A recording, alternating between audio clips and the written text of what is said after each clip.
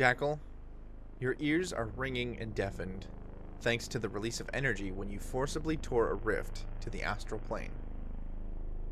You look up the tiers of Cloudhenge at this disgusting, worm-like creature as it flails and throws one of its 5 heads back in a harrowing wail.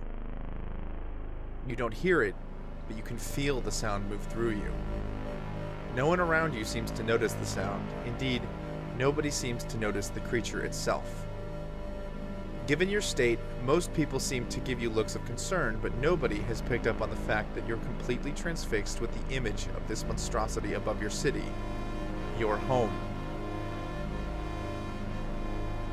The movement around you seems so surreal, with such an incredible threat looming in the skies above, and the ringing in your ears casts the chaotic scene in front of you into a state that you would equate with fever dream.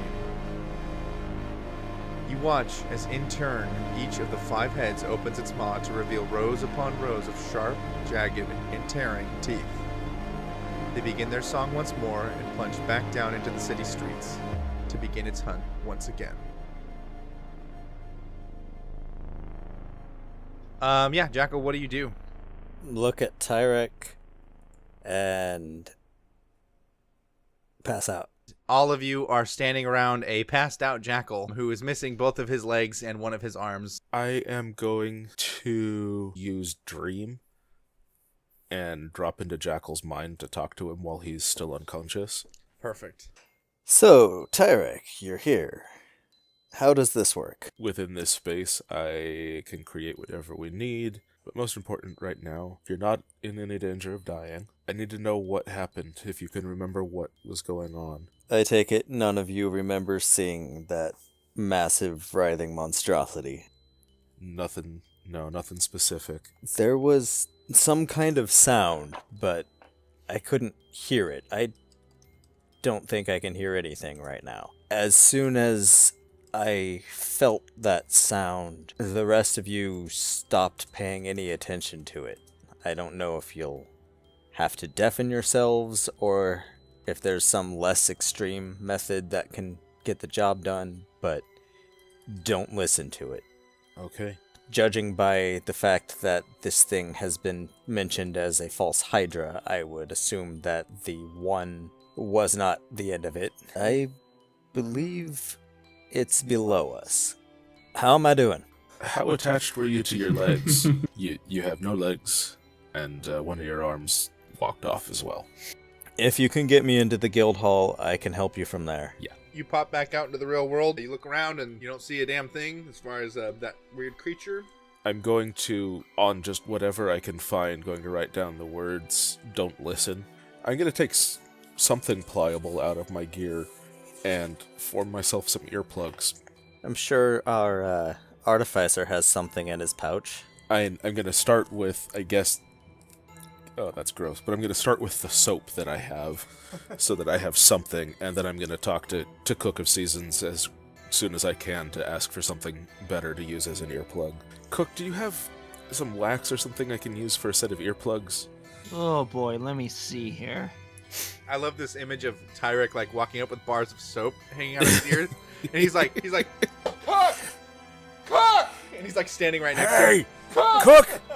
I need your help, man! Do you have earplugs? Cook, do you have wax for my ears? As soon as you put in those earplugs, you have this awakening in a way where you literally feel like you have just become more aware of something. You were experiencing essentially a very significant silence, even in a quiet place already, but this is not a quiet place. This is a very loud area that you're in currently. And as soon as you put in those earplugs, you just like something snaps inside of you, and you look around, and when you look up to the second tier, you see a very, very, very long strand of flesh, and as it turns around, you see these dark sunken in holes where its eyes should be, and this large maw full of sharp teeth. You know, it's not like it's not noticing you, but you see it. And you know that this is the thing that you have been facing the last 12 hours. Cook, I need you to get everybody earplugs. Okay, working on some earplugs. I think it's rather important that we don't freak out and draw its attention to us more than it's already aware of us. That's it's what we've so been. ugly. It really is. It looks like Luke's mom. Hey. Oof. If it would be an appropriate time to do so, I'd like to bring Mira in right now, because she has mass cure wounds. There, that saves me some healing draughts. So she's gonna wander over, look up at the sky, and be like, his mom looks like a cloud? Oh, right. Get some earplugs.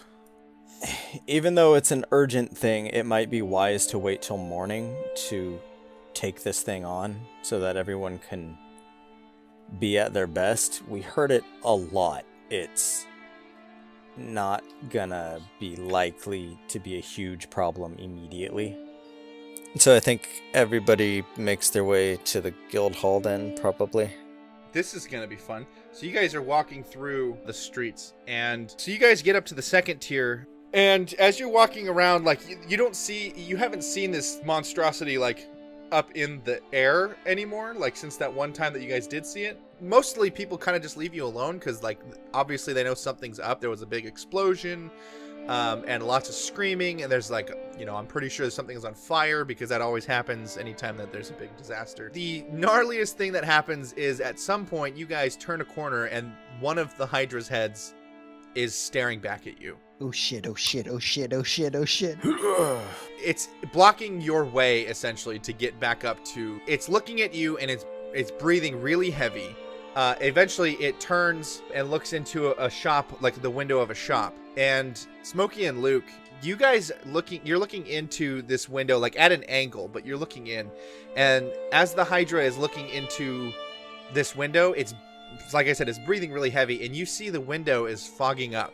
But you're looking in through that window, and inside you see a family sitting at a table having a meal.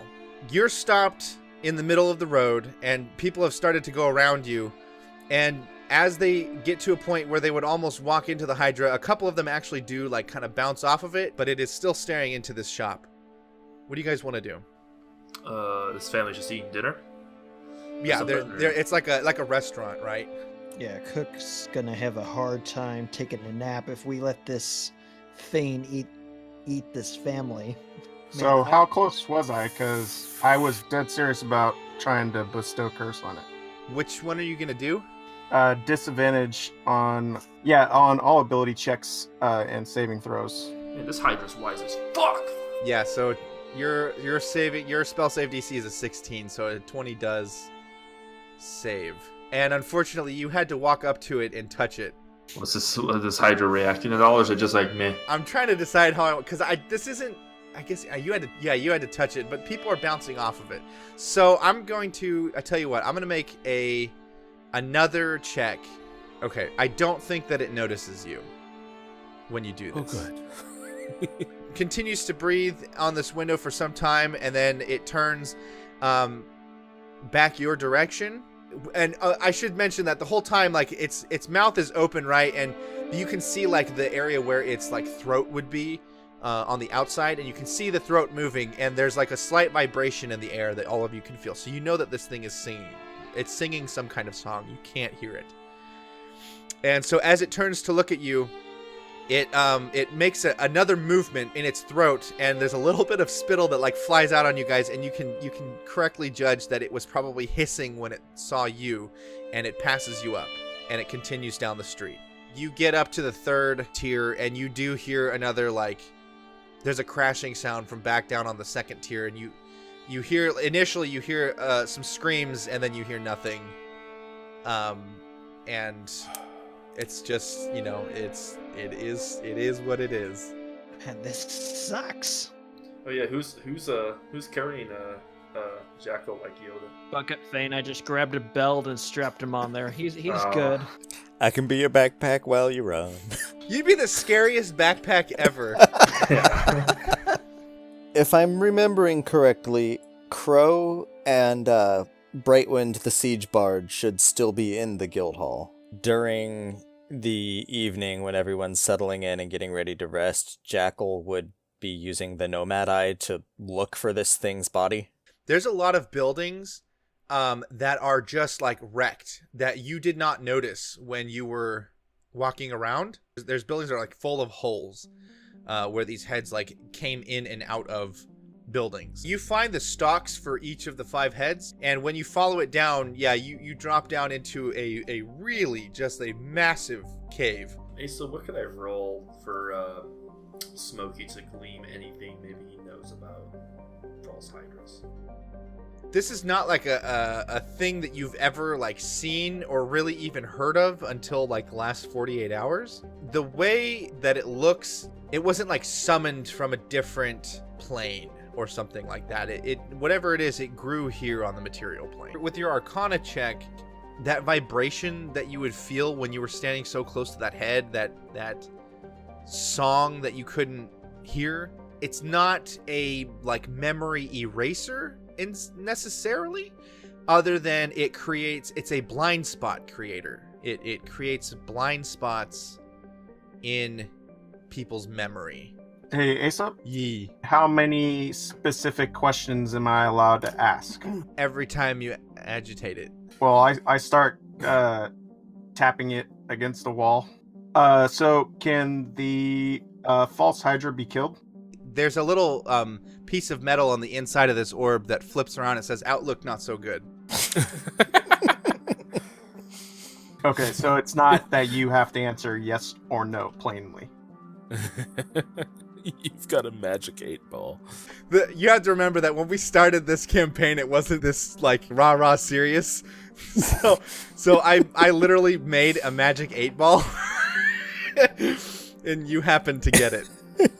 There's a weird infinity rune scryed on the back of it. Yeah, I think Smokey might go find Hitmastine and just kind of explain that, hey, you don't know what's going on, I don't really either, but we're gonna go kill it, so bye. If Jackal was able to scout the cave enough with Nomad's Eye to find a way in that it wouldn't see you coming, that would probably be where you'd end up anyway. You do some more investigating with the Nomad's Eye, and one of these stalks comes directly out of Hetmastine's office, to the point where you're pretty sure it swallowed up his secretary when it came through the floor. The teleport would just be like partly into that passage and making sure with the eye that it's not in there. It has since retreated from that hole. So let's say like if this was all the rest of this stuff happened kind of mid-afternoon, maybe like early evening, and you guys like if you went for like an early night and you wake up exactly 8 hours later, it's still like super early morning, and you come out and you all have your earplugs in, and you don't see the heads anywhere. And Jackal does a quick sweep with the Nomad's Eye, or I guess Tyra could fly Percival around. If Tyrek taps into Percival's senses, won't he forget the Hydra exists? Unless he finds a way to deafen the owl. And yeah, you don't see this Hydra anywhere. It's all gone. I will say you're pretty sure it probably retreated to try and like essentially lick its wounds. You're pretty certain that wherever it is, all the heads are going to be in there.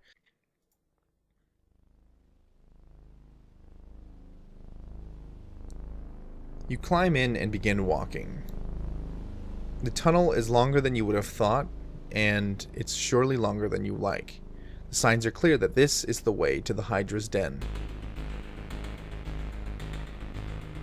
You see multiple branches strike out, pinpoints of light denoting that it must have breached the surface somewhere there. You climb further and further until you see a wall of white stone. The tunnel opens up into a massive cave, larger than the one you previously explored. The ceiling arches so far up that you're surprised the mountains haven't collapsed down into the space. You look for the next branch, but with a start you realize that there are bones lying all around.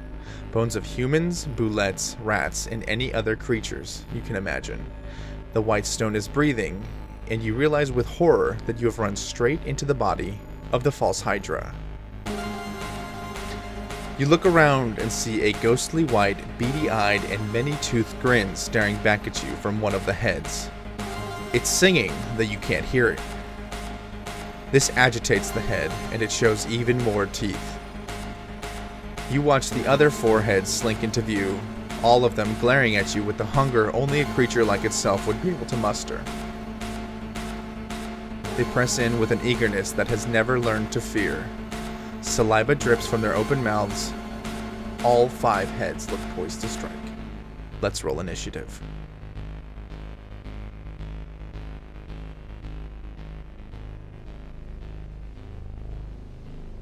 One of the heads is going to look at Bucket Fang and cast Dominate Monster. So Bucket Fang is a construct? I'm not too sure if that would work. It shouldn't, from what I understand, but... I forgot he counts as a construct, doesn't he? Damn it! There's no monsters down here for me to dominate. I mean, aren't we all the monsters, really? Mira's a monster. You're a racist jerk. Head number 1 is going to look at Tyrek. Tyrek, make a charisma saving throw for me. Charisma saving throw. Yeah, I know that you're a warlock, so this is kind of like this is your shit. So now it's head number 3. It's going to move up and engulf Cook. Head number 2, it's going to move up on Smokey, and it's going to bite. Oof. Yeah, yep, yep,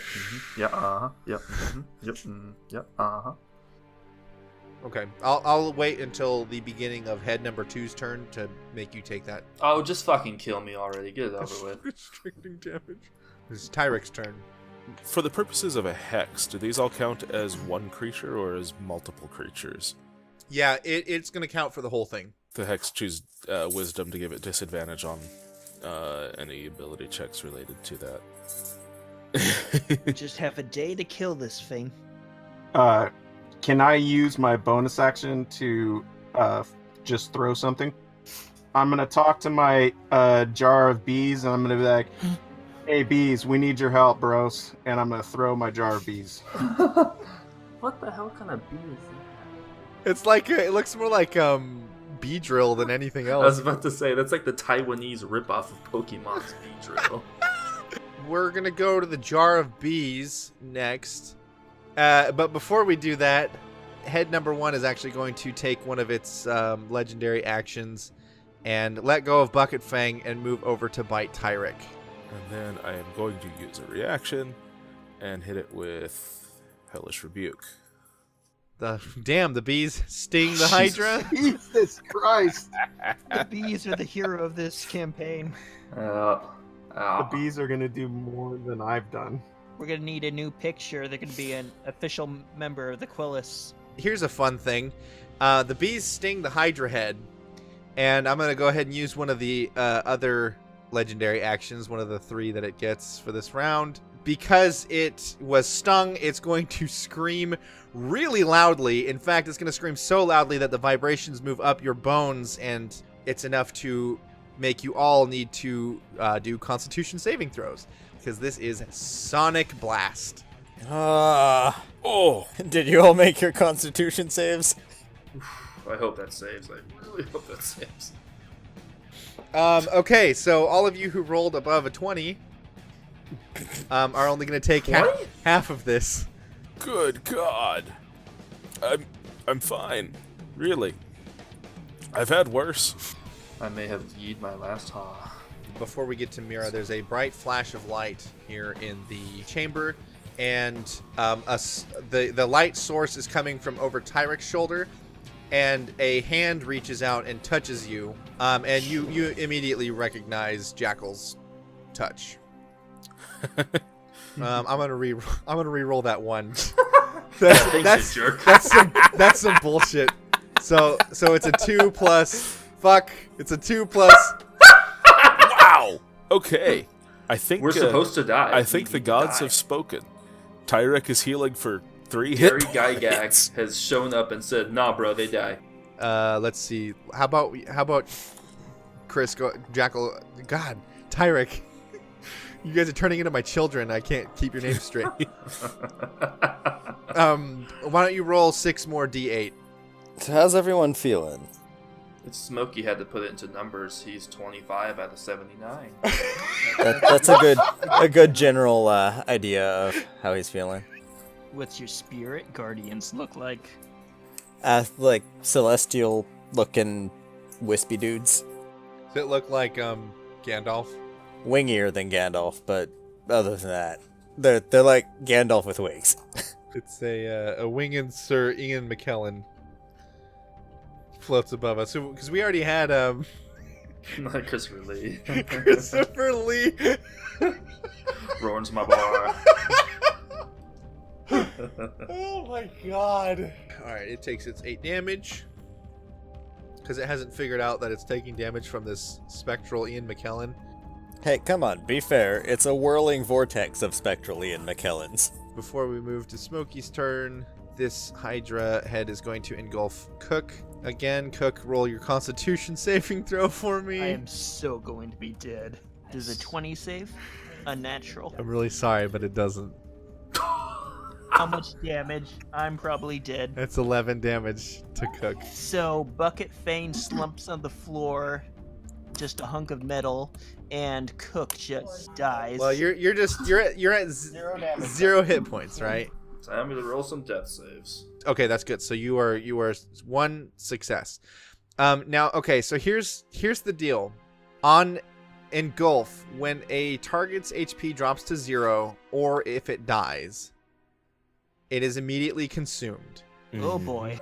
Hey, there you go, Danny. There's your guiding bolt. How much damage does that do? Wow. What the fuck? Alright. I keep telling you, we're supposed to die.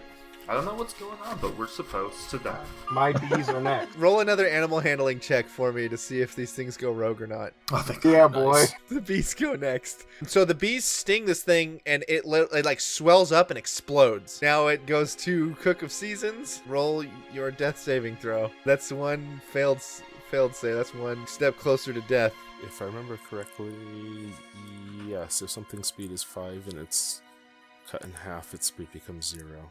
Oh, it's stuck then. Basically, the spirit guardian flies in front of him and says, "You shall not pass." Damn, how long does that thing last? 10 minutes. 10 minutes. Holy shit. I've just watched my entire encounter go down the drain. Yeah, that was a grim start. I'm not gonna lie. I was possibly looking at new class options. I'm just gonna nod the bees and be like, "Sup," and then I'm gonna pull out an arrow and just start like rubbing it between my hands like I'm trying to start a fire, and that's all I'm able to do this turn as I cast lightning arrow. Yeah, I think the bees dispersed. Bye, bees. But before they dispersed, this Hydra head that's caught in this Venn diagram, it is literally consumed by locust. Cook of Seasons, go ahead and roll your death saving throw. Okay, so I saved once and I failed one. Once. So is this like my last roll? No, you're gonna roll 2, either get 3 saves or 3. Oh, failures. I see. Okay. Oh no. Oh, Jesus. That critical failure counts for 2 failures. Ooh, I'm probably dead. Okay, Cook is a medium-sized creature, so there is a 5% chance that this thing grows a new head. Oh. Yeah, so we'll say if it hits a 95 or higher, it will grow a new head and Cook's body will be dissolved. There's a chance that you guys can get to him within the next, I think, minute, and Jackal can lay hands on him and restore life to him. Okay, so it is this Hydra's turn, and since Mira is pushed up right against it, it is going to bite. That's the worst roll I've ever made tonight. Certainly not ever. All right, so it tries to chomp down on Mira and totally just whiffs. And you can tell this thing looks really like confused, and then it's devoured by insects. Yeah, all right, so we go to Smokey's turn. You've just watched 2 Hydra heads be devoured by insects. Smokey goes ahead and fires off his lightning arrow at this one, and that's a critical hit. Damn, Aaron. Ooh, how's this gonna work out? Oh boy, oh boy. Damn, Aaron. Smokey's back! Wow. Do I need to fire a second arrow? Yes, still hits it. Oh my god. Yes. Nice. Did it just pop like a balloon? It's at 1 HP. Fuck me! Before Tyrik's turn, this thing is going to take its, I'm going to assume its final legendary action. Oh, okay. I thought I was going to be able to use Sonic Blast, but I can't because it's not one of its legendary actions. Great. So, Tyrek, we move to your turn. How do you kill this thing? I'll finish it off like that. With the one knife. Oh my god. Might as well flick it in the head. Yeah, I mean it's toast. Like this thing explodes like out of the movie The Graboids. It's Tremors. Tremors. It explodes like one of the Tremors. It just turns into liquid. That will take you out of initiative. You have 54 seconds. Well, gonna start carving into the side of the thing. Okay, so you're able to pierce through the skin, and now you have knots of flesh and like sinew and tendons and other like just gross nasty things. There's all kinds of baggy looking things filled with gases. Make a dexterity not dex survival check. That's what I wanted. I'm gonna say 10 seconds has elapsed, so it is 40, We are definitely getting Cook out of here with all these bomb-ass rolls. 44 seconds remain. There is a large rib cage around what you assume is like one of the stomachs. One of the stomachs. Oh boy. Yeah, you're actually not really sure where the stomachs are. Animal handling. I'm literally handling its innards. I'm gonna press like all the way up against the flesh wall. Do a sword burst as like a blender, try and cut through as much of the crap around me as I can. Basically that just like whirlwind of spectral blades around me to try and hack through a chunk of it. That's a good point. Okay, so here's what happens. You knock down some like more stuff, and that's when you come up against like this rib cage looking structure more closer to the middle. Are my Ian McKellen still helping? Ian McKellen is looking at you, going like he's making he's making that face from Jeff Goldblum. he's making the Jeff Goldblum disgusted face, like looking in this hole at you, like. Okay, yes, you can see the sack that you're pretty sure is coming off of. We'll just say it was this head that ate him. So you're pretty sure you see the correct sack. Spear goes shunk. Okay, so the spear stabs into the stomach and comes out the other side. Can we see through the hole? Like it's like ballistic gel. How much time's left? 15 seconds. How far behind the rib cage is the stomach thing? 7 or 8 feet. Too far to reach. Okay. This is gonna get right down to the wire. Divine intervention. I'm gonna ask my god for help. Okay, so you're asking for help now. Go ahead and roll a D100. I think on a 50. Okay, so with the roll of 50, I'm gonna say that Pleth is gonna give you 1 chance of advantage on a strength check to break these ribs open. If you can make a hole on the other side of the rib cage big enough for an upper torso, a head, and an arm, Jackal can transposition in there. Strength save was DC 18. And I'm really sorry, but I think that time is up. Wait, but, hey, DC 18, you forgot I just cast Guidance. So he can add a D4 to that. Okay, roll a D4. Chris, oh my god, roll a D4, don't roll a 1. I'm pulling my own hair out right now. There we go. Fuck. Nice. Oh, I really thought I was about to kill Danny. Okay, You already all right. killed me. You can't kill me twice. Wow, I'm seriously, my palms are sweating over here. You guys are hacking through this Hydra. You have Ian McKellen giving you death glare from the entrance, and you're all slogging through this muck and blood and guts and like animal bones and just things. It's really, really disgusting. You are working so hard to reach your friend, Cook of Seasons, who you watched and be enveloped and swallowed by this Hydra. You come up to this rib cage when Tyrek uses his flurry of blades to just cut away all the rest of the gross, hangy gook, and you guys get up to this rib cage, and Luke falls on his knees and just shouts out to Pleth for help. And you see his eyes start to glow with a spiritual fire that you've seen almost once before when he blessed Smokey's arrow tips when you guys killed Gauntlet. Wow, I'm getting a little choked up here. And you watch him stand up and place himself between two ribs and just throw himself into it.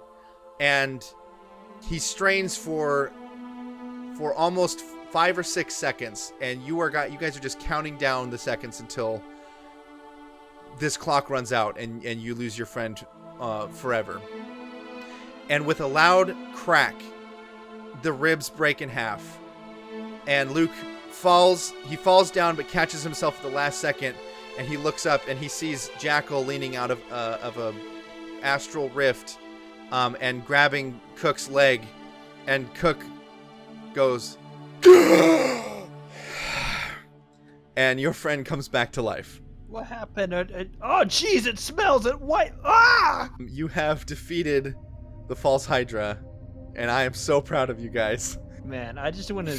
Yay. I was just visualizing seeing Luke just crack the ribs and everything. That was awesome. That was a true hero moment, if I've ever seen one. Chris, well done, man, with that. That was...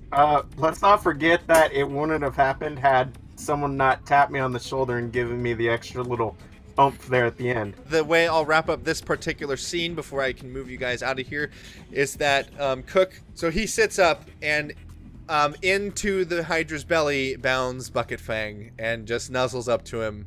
Bucket Fang, no, it's gonna take forever to get the gunk out of your gears. You are back on the surface in Cloudhenge, your home that you have just saved once again. Holy shit, well done. Yeah, how do the townspeople look? Are they just getting a flood of memories now, or? People are now noticing that their whole city is like full of holes and broken things. And so when you get up to the top, there is quite a bit of commotion. Not necessarily screaming and things like that. I think that you've been under the mountain long enough to kind of have missed the first points of shock with everybody. But yes, there is like all of this damage is now pretty much visible. I have 3 units of diamond dust. I can bring our memories back. Herself and Tyrek first. Tyrek, specifically, you remember that, because I don't know how obvious I made this on the recap. You remember pretty much immediately that when Raylene Kawahara when she originally came in town, she had brought her Thane with her. Her Thane was named Trep. And you remember that you guys had pitched your guilds respectively to both of them. And Trep had been really receptive and ended up signing up to become a member of the Mantle of Light. And that's why her name was on that sheet of paper. Jackal and...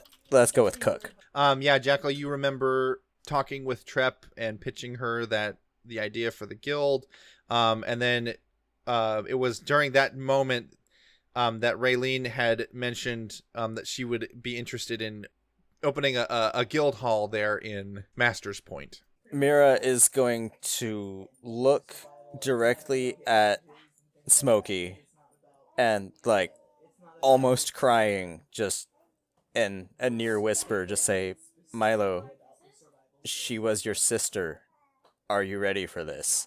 What? Hella was your sister, and the third twin cast will hit him and Luke. Smokey, your world explodes. There is this incredible emptiness that you feel immediately as soon as that spell washes over you. And a lot of that reason has to do with the fact that you remember everything that you once forgot. And part of that remembrance is that woman, that strange woman that you saw in that picture, Hella Pipecarver, was your twin sister. You remember running off when you were young, and in the last few months, or the last month really, maybe 2 months, you don't remember anyone having been with you, but as soon as this spell comes over you, it's like, how could you have possibly forgotten that she was with you the whole time? When you guys were young, you ran from your family because they had this constant need for theatrical grudges. You lived together in Cloudhenge for the whole 3 years that you were there. Mm-hmm. Hella started working for Hetmastine, doing the climbing Sherpa duties. She was the one who had suggested that they lead an expedition after that earthquake that collapsed the caves. You remember her being immediately fascinated with Jackal, and she shadowed him everywhere that she would dare go. It was her immediate fear reaction to the Bullets that sparked Jackal to force them into a conflict with each other. It was because of her wording choices in the letter to Hetmastine that quickened the early payment for the scouting tunnels, but ultimately when Tyrek decided to lead the charge back down to the mountain to see the battle, it was her chipper attitude that kept you, Smokey, from being too anxious at seeing your home under siege.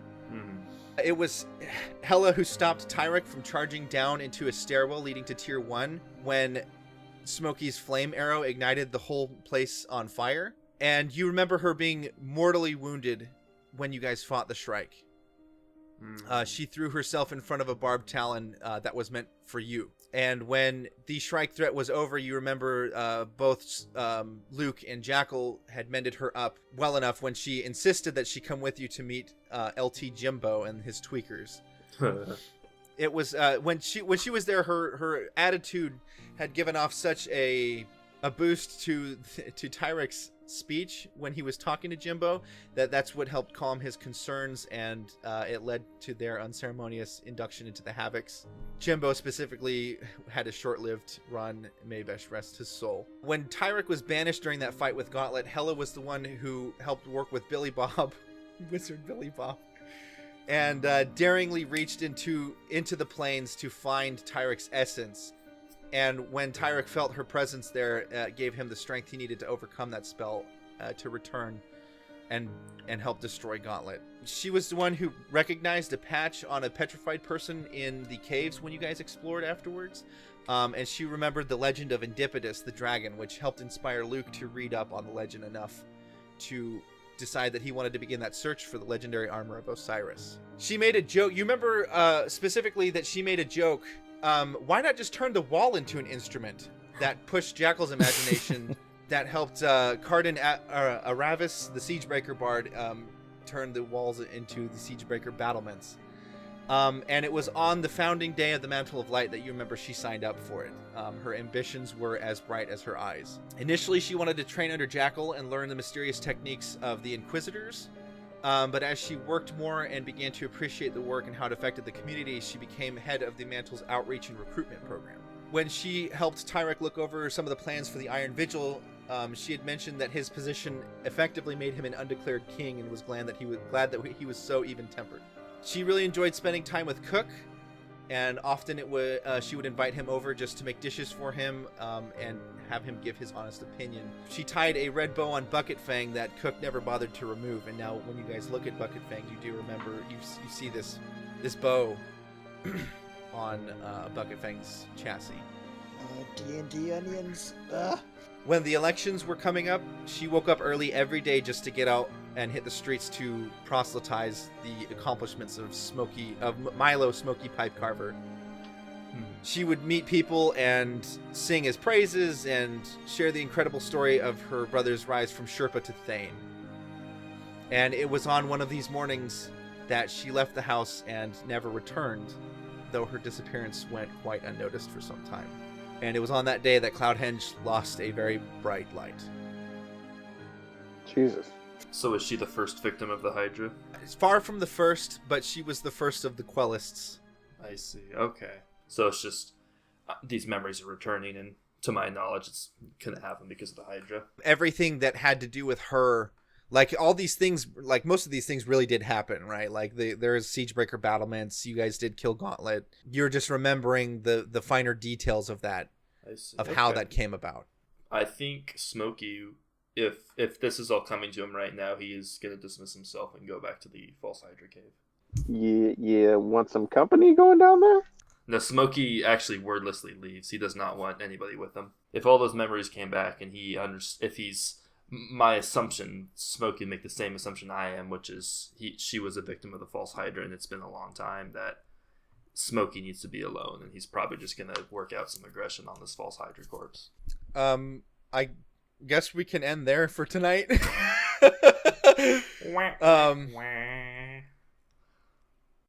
In a charitable act, the Gaster Mancy Guild's gonna make sure everyone's all fed and drank for no cost.